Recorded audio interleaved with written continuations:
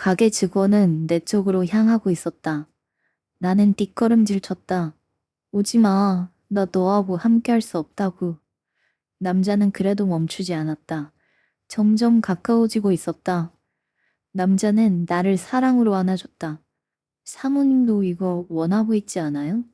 나는 손을 막을 수 없었다. 남자는 따뜻한 손으로 내 볼을 어루만지고 있다. 그 손길이 기분 나쁘지 않다. 싫다고 하고 싶지만 내 마음이 그렇게 하지 않았다. 여기는 남편 가게인데 누가 볼까봐 무섭다. 여기서는 안 돼. 내가 단호하게 말하자 남자는 내 손을 잡고 밖으로 끌고 왔다. 가게는 바빴다. 아무도 우릴 보고 있지 않았다. 어디로 갔으면 좋겠어요? 남자는 상냥하게 질문한다. 나는 아무 말도 할 수 없다. 이것 또한 바람이기 때문에. 남편의 외도를 잡으러 왔다가 정작 내가 다른 남자에게 위로받고 있다. 따라갈게. 나는 힘없는 목소리로 말했다.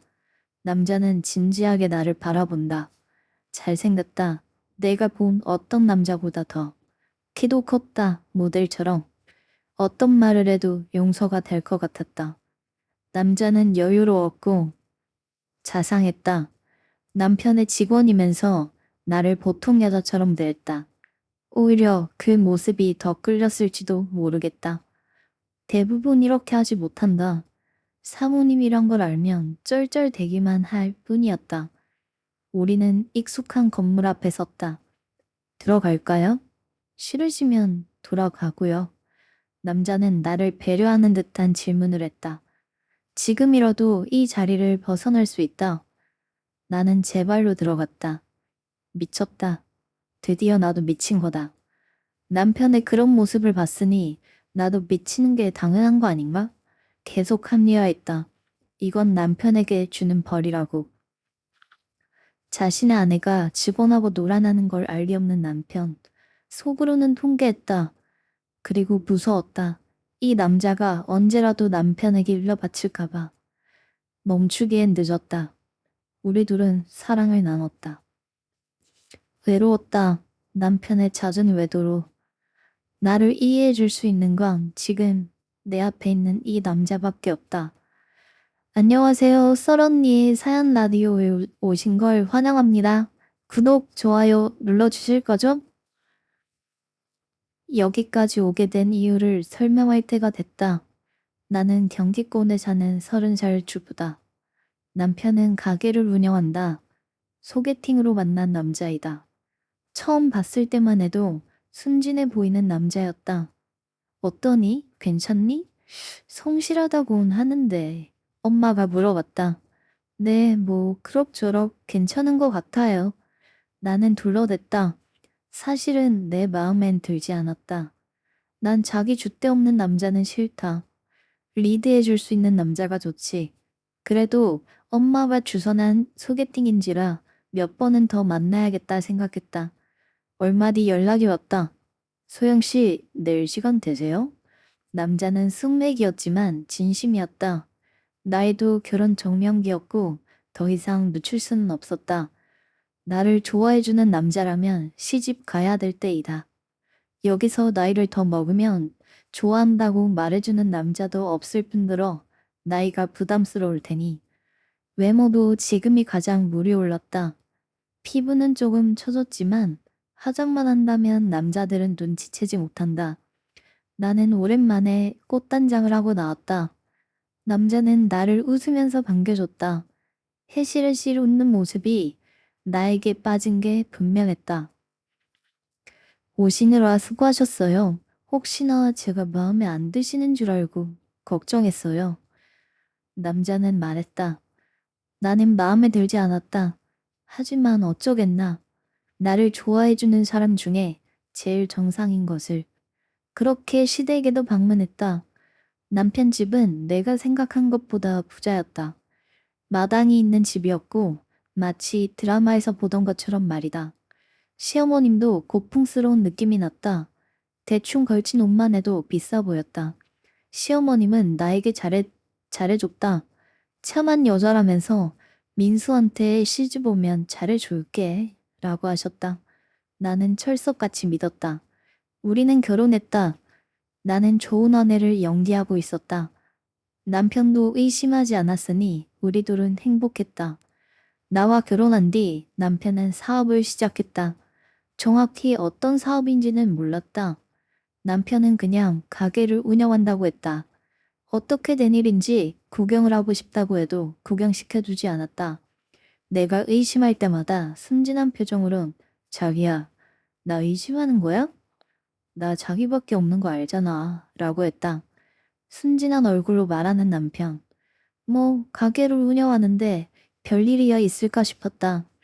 결혼하고 나서도 시어머니는 변함없이 잘해줬다. 걱정할 게 하나도 없었다. 남편이 점점 집에 오는 시간이 늦어진다는 걸 빼고는 남편이 집에 없는 날이면 나는 혼자 있었다 집에. 너무나 외로웠다. 이것도 한두 번이어야지. 남편은 맨날 늦게 들어왔다. 남편은 왜 늦게 들어왔냐고 하면 가게 일이 바쁘다고 했다. 그래도 새벽까지 할 일이 많냐면서 따져 물었다. 당신이 일하는 거 아니잖아. 집에 왔으면 좀 쉬자. 라면서 오히려 역정을 냈다. 조금은 미안해졌다. 돈을 벌어오는 남편인데 내가 너무 심하게 한 건 아닌가 싶었다. 남편을 위해 야채 주스도 갈았다. 이럴 때일수록 내조를 잘해야 한다. 나이도 30 중반이 다 돼간다. 여기서 이혼을 하면 평생 혼자 살아야 할지도 모르겠다. 남편 집도 잘 살고 내가 할 건 좋은 아내를 연기하는 것뿐이다. 그래도 궁금해졌다. 도대체 어떤 가게를 하기 때문에 매일 새벽에 들어오는 거야? 나는 대충 술집을 하나 보다 했다. 시내에 술집은 새벽까지 운영하니까 그래도 사람을 쓰면 되는 거 아닌가 생각이 들었다. 궁금함을 참지 못했다. 나는 출근하는 남편을 뒤따라왔다. 물론 들키지 않도록 선글라스를 꼈다. 남편은 눈치채지 못하는 것 같았다. 차를 타고 이동했다. 나는 서둘러 택시! 택시! 택시를 잡았다. 저 차 좀 따라가 주세요. 택시 아저씨는 알겠다고 하고 차를 추적했다. 도착한 곳은 술집이 아니었다. 평범한 노래방처럼 보이는 곳이었다. 남편은 당당하게 걸어 들어가고 있었다. 그리고 그 옆에는 여자가 한 명, 아니 2명이나 있었다. 같이 일하는 직원처럼 보였다. 남편은 거리낌 없이 여자를 대했다. 한두 번 해본 솜씨가 아닌 듯 보였다. 난 충격을 먹었다. 그렇게 순진하던 남편이 맞나 싶을 정도였다. 나는 남편에게 전화를 걸었다. 남편은 휴대폰에 내 이름을 보고서도 무음으로 바꿨다. 나는 머리 끝까지 화가 났다. 지금이라도 쳐들어가서 머리채를 붙잡고 싶었다. 하지만 지금 그렇게 한다면 위자료도 못 뜯어낼 게 뻔했다. 중요한 건 심증이 아닌 물증이었다. 나는 남편을 감시하기 시작했다. 어디 보자. 오늘은 어떤 여자니? 가장 신기했던 건 여자들이 매일 바뀐다는 점이었다. 도대체 무슨 일을 하는 건지 참. 멀리서 바라봐서는 한계가 있었다. 남편이 노래방을 나오고 나서 나는 위장을 한 뒤 가게로 향했다. 거기서 봐서는 안 될 사람을 봤다. 바로 시어머님이었다. 나는 바로 숨었다. 왜 숨었는지 모르겠다. 그저 내 몸이 반응했을 뿐. 시어머니가 왜 여기 있지? 하마터면 여기 온 걸 들킬 뻔했다. 나는 급한 마음에 살짝 열려있는 방으로 들어갔다. 그 방엔 남자 한 명이 있었다. 잘생겼다. 연예인을 해도 될 정도로. 누구? 아, 새로운 여자인가? 남자는 내가 여기서 일하는 직원인 줄 착각했다. 음, 몸매는 좋은 것 같은데. 왜 그렇게 가리고 있어요? 일로 와보세요. 소파 옆을 툭툭 치면서 앉으라고 했다. 나는 들키지 않기 위해서 남자 말대로 했다. 남자에겐 짙은 향수 향기가 났다. 가까이서 맡으니 머리가 아플 지경이었다. 어디서 온 몇 살이야? 나는 거짓말을 했다. 남자는 믿는 것처럼 보였다. 대충 이제 알 것 같았다. 남편이 물장사를 하는데 시어머님도 같이 하는구나. 충격적이었다. 왜 나랑 결혼했는지는 아직도 알쏭달쏭했다. 남자는 자기 일에 충실하고 있었다. 나를 꼬드겨서 술을 시키게 하려는 듯 했다. 외로워서 온 거지? 내가 달래주는 건 잘하는데. 남자는 프로였다. 이 가게의 매출 1위라고 했다. 남자는 경험이 많았고 나는 경험이 없었던 터라 속수무책으로 끌려다녔다. 가게는 엄청나게 컸다. 방이 어림잡아도 20개는 넘어 보였다. 남자가 선을 넘으려 했다. 난 더 이상 참을 수 없었고, 나 여기 사장 아내예요. 그만하세요. 남자는 놀라지 않았다. 오히려 흥미로운 듯 내 얼굴을 쳐다봤다. 여기까지 왜 오신 거지? 설마 남편 몰래 오신 거예요? 하고는 깔깔 웃어댔다. 설마 남편이 무슨 일 하는지도 몰랐어요? 무슨 일 하는데요? 여기 대체 뭐 하는 곳이에요? 나는 쉬지도 않고 물어봤다. 남자는 숨길 생각은 없어 보였다. 딱 보면 몰라요? 여기 무슨 곳인지? 말해줘요. 모르겠으니까. 나는 울먹거리면서 말했다. 사실은 나도 이미 눈치채고 있었을지도. 남자는 그제서야 입을 열기 시작했다. 이제 확실해졌다.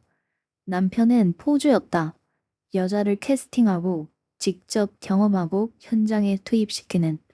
그럼 실제로 해본다는 말이에요? 그럼요. 사장님이 워낙 꼼꼼하신 성격이라 직접 안 해보고는 안 뽑으시거든요. 여기는 고위 정치인들도 상대해야 돼서 심사가 빡세다고요. 나는 실소가 나왔다. 그럼 그 옆에 나이 든 여자는 뭐 하는데요? 아, 그분이 원래 사장님이었는데 얼마 전에 바뀐 거예요. 남자들은 그 여자한테 시험을 받아야 되거든요. 뭐 말발이나 스킬이나 뭐 아실 건 다 아시죠? 남자는 아무렇지 않게 믿지 못할 말을 쏟아냈다. 내 머리로는 이게 이해하기까지 오랜 시간이 걸렸다. 아마 지금도 테스트 중일 텐데? 사장님이 테스트하는 방이 1번 방이거든요. 한번 구경하실래요? 좋은 구경일 텐데. 들키면 어쩌려고 싶었지만 더 이상은 참을 수 없었다. 따져 물어야겠다고 생각하고 그 남자와 함께 1번 방으로 향했다. 이게 웬걸. 남편의 얼굴은 볼 수 없었다. 그저 남편의 뒷모습만 보일 뿐이었다. 나는 소름 끼쳤다. 그리고 도망쳤다. 이 가게에서 1분이라도 더 있고 싶지 않았다. 남자는 따라 나왔다. 그리고 휴대폰 번호를 줬다. 불쌍해 보이시는데 나한테 말하면 도와드릴게요. 그리고 다시 가게로 향했다. 나는 떨리는 다리를 부여잡고 집으로 향했다. 그리고 남편이 올 때까지 기다렸다. 남편은 오늘도 새벽 늦게 들어왔다. 말해야 했지만 입이 도저히 떨어지지 않았다. 그래서 시어머님에게 향했다. 평소에도 친절했던 시어머님이 얼면 이해해 줄 것 같았다. 어머님, 민슬 씨 일하는 거 봤어요. 어머님은 아무 말도 하지 않고 나를 쳐다봤다. 그리고는 웃음을 터뜨렸다. 어머, 너는 남편이 일하는 곳을 몰래 찾아간 거니? 가증스럽기도 하지. 그리고 돈 벌어다 주는 남편을 그렇게 의심하면 되겠어? 어머님은 이미 알고 있었다. 남편이 포주로서 여자들을 테스트해 한다는 사실 말이다. 나는 거기까지는 모르고 있을 거라고 그렇게 믿고 있었다. 그저 남편에게 일을 물려준 거라고 생각하고 있을 뿐. 너는 아내가 될 자격이 이렇게 없니? 아내가 됐으면 남편이 무슨 일을 해도 도와줄 생각을 해야지. 요즘 애들은 말이야, 참. 어머님은 혀를 차셨다. 친절하던 모습은 온데간데 없었다. 그저 내가 나쁜 아내라고 매도할 뿐이었다. 나는 터져나온 울음을 멈출 수 없었다. 순진하고 나만 사랑해줄 것 같은 남자와 결혼했다고 생각했다. 하지만 실상은 달랐다. 순진한 척을 하는 남편, 친절한 척을 하는 시어머니. 지옥. 맞아, 이곳이 지옥이었다. 지금 이렇게 이혼한다면 나한테 남는 건 지금 거울로 보이는 30줄 넘은 여자일 뿐이었다. 시모에게 된통당하고 집을 나왔다. 남편에게 날리지 않을 테니 알아서 처신 잘해. 시어머니의 마지막 경고였다. 나는 어떻게 해야 될까? 많은 고민이 들었다. 일단은 남편에게 비밀로 했다. 내가 남편의 뒷모습을 본 사실 말이다. 남편은 똑같았다. 늘 해실해실 웃고 있었지. 가증스러운 가면을 쓰고 말이야. 나는 복수를 다짐했다. 두고 봐, 한번. 나는 외로웠다. 남편은 집에도 들어오지 않았고 어떻게 해야 할지 몰랐다. 그때 남편 가게 직원에게 연락했다. 단지 위로받고 싶었다. 신호음이 울리기도 전에 남자는 연락을 받았다. 전화하실 줄 알았어요. 뭐 도와드릴까요? 남자는 이미 알고 있었다는 듯이 전화를 받았다. 거기로 갈게. 나는 남편에게 복수하고 싶었다. 그래서 가게로 향했다. 그런데 남편은 보이지 않았다. 남자는 사장님이 다른 곳 일을 보러 갔다고 했다. 이렇게 되면 내가 다짐한 복수가 물거품이 된다. 이러면 안 되는데. 내 목소리는 떨리고 있었다. 남자는 내 손을 잡고 방으로 끌고 왔다. 난 힘없이 그 손을 잡고 있었다. 따뜻하죠? 잠깐 이렇게 있어요.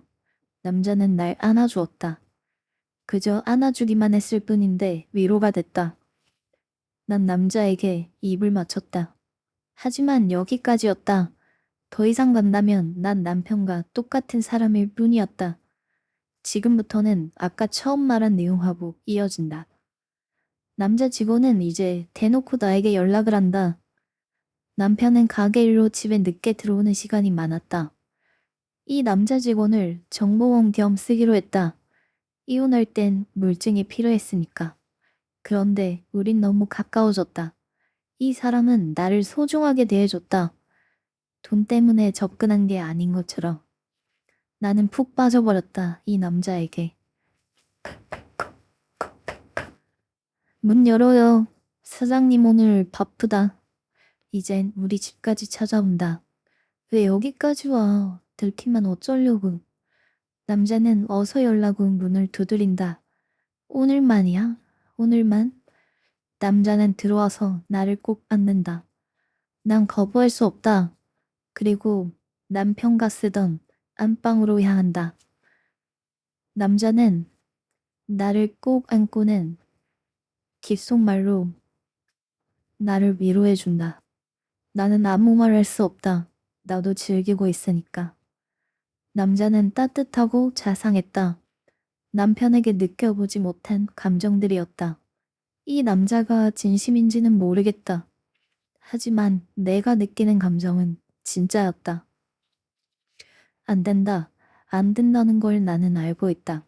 하지만 감정에 충실하고 싶다. 그런 말이 있다. 눈에는 눈, 이에는 이. 남편이 나에게 잘못을 고하기 전까지 나도 내 마음대로, 내 몸이 이끄는 대로 할 것이다. 점점 힘이 빠져간다. 남자가 나를 꼭 안아준다. 그때 비밀번호 소리가 들린다. 남자를 황급히 옷장 안으로 숨긴다. 온 매무새를 정리하고 남편을 맞이한다.